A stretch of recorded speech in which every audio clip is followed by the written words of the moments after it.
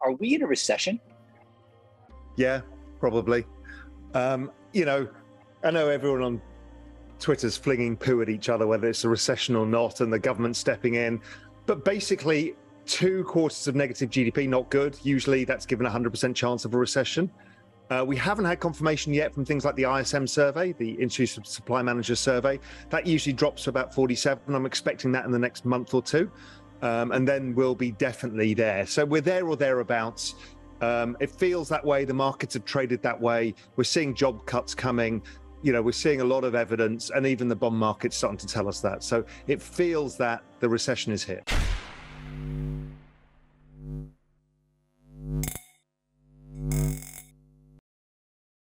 Hey guys, welcome back to Library of Wealth. Today we have retired hedge fund manager Raoul talking about his outlook on the current and future financial market. Powell says the best market guide is definitely the ISM survey, which is available to anyone. He advises using the ISM to create a chart of every asset. This helps to give an understanding of where funds should be distributed. Another tool is bond markets, because they get price action through GDP expansion and future inflation. If bond deals are gathering, this shows that the GDP is slowing down. This also means that inflation will soon be decelerating. Let's watch this interview with Raoul as he shares his opinion on the future of inflation and where the market is headed. Don't forget to like and subscribe if you enjoy the content we do here on this channel. Let's get right into the video. The thing that gives you the best guide is something called the ISM survey. And you can Google it, you can find it, it's publicly available. And that basically, anything above 50, the economy's expanding. Anything below 50, it's kind of stalling. And anything below 47 is a recession. And that's been going since about 1947. It's an incredibly good indicator and really useful. So think of it as a kind of weekly version of GDP. So that gives you a very quick ballpark. And what's really interesting that no economists figure out, and I don't understand this, is it goes up and down. It's cyclical, right? Economists have linear projections. It's like, really? You can show a small child a chart of GDP and they go, well, it goes up and down. So what it does, if you see it going down and crossing 50, you know we're likely to be headed into a weak patch or a recession. If it's coming up from the lows, we can start looking forwards. So that's a really simple guide.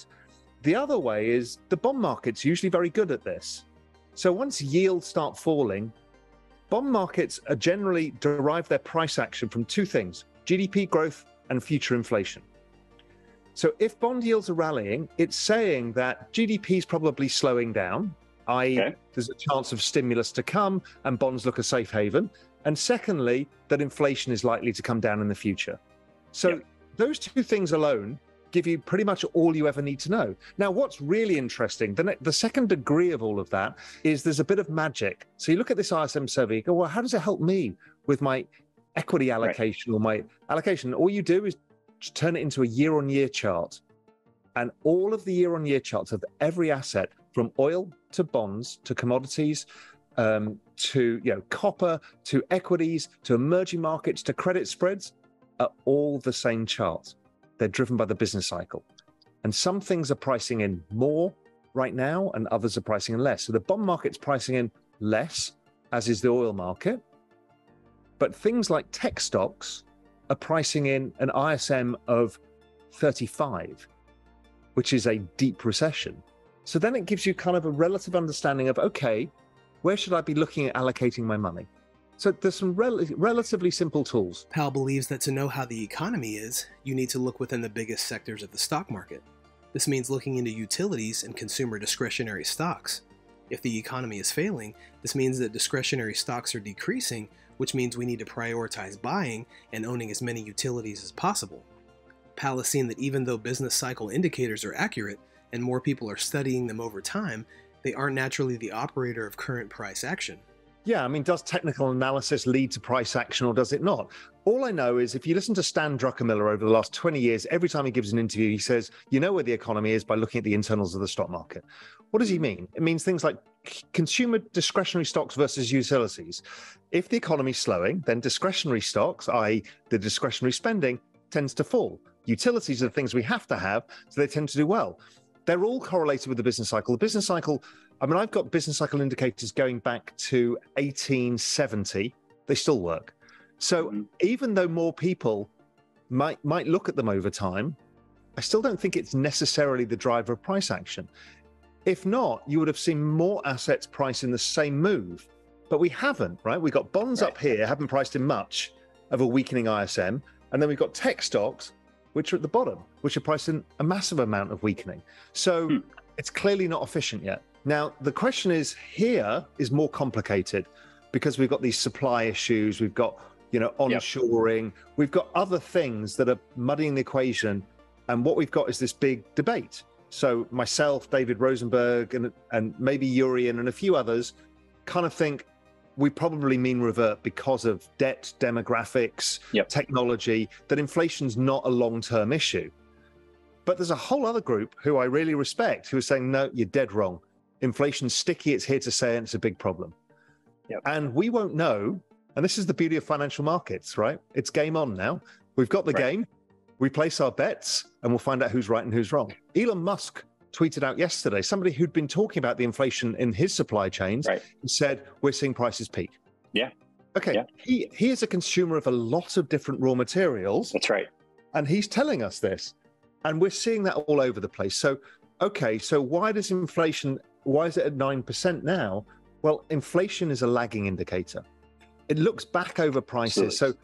So still we're seeing some companies pushing through price increases of commodities that they bought 6 months ago that they've turned into cereal boxes that they've now put on the shelves, right? So it's a delayed process. And eventually the delay comes the other way. The other big delay is rents, because the housing market is slow to move. It's not like equity markets that can move very quickly. So as the housing market comes down and mortgage rates come down, rents will slowly come down, but that can take a while. And it's the same with wages. So we're now just starting to see all the tech companies laying off people, all the crypto companies laying off people. So that's going to be pretty broad-based and pervasive. It's not gigantic because oil companies are doing well and other people are doing well, but that process then feeds through. So usually what happens is 18 months later, 12 to 18 months later, you get the reverse. And I actually think we go to negative inflation, which is not what anybody else thinks. Powell feels that we will most likely fall into a mean reversion because of all the DBT demographics technology available, so inflation is definitely not a long-term problem. But there are others who disagree and say inflation is permanent and a huge problem. Powell says that the merit of the financial market is that as things play out, only one side will be correct. Powell has noticed that inflation is a lagging indicator, which means it looks back at previous prices. Another delay is rents because the housing markets are extremely slow.